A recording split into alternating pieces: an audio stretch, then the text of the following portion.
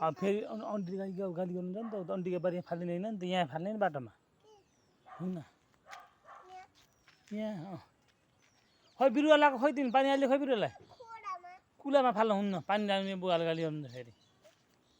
के लाउनु हजुर यहाँ के लाउनु भएको थियो म्याङ्गोको बिरुवा हो कहिले फल्छ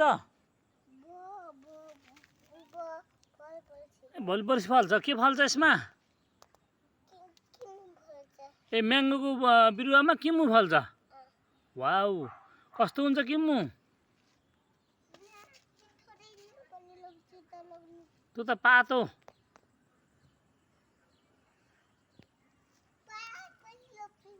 पात त रोपिन्न उयो रुख रोप्नु पर्छ हो त्यहीँ रोप्नुहोस् बालुवामा हो हो र अनि हजुर आज स्कुल छुट्टी थियो किन होला छुट्टी भएको आज ए अनि भोलि भोलि के को छुट्टी होला सिद्ध बाबाको छुट्टी हो भोलि स्कुल जानु पर्दैन हजुरलाई अनि पर्सि फेरि जानुपर्छ अनि स्कुलमा गएर हजुरले के गर्नुहुन्छ भन्नुहोस् त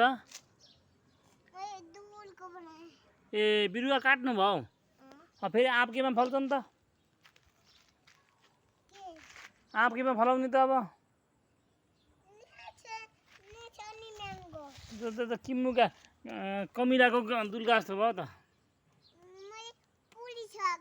हो हजुर त यहाँ मोबाइलमा आउनु भयो क्या यो मोबाइलमा यहाँ कति राम्रो आउनु भयो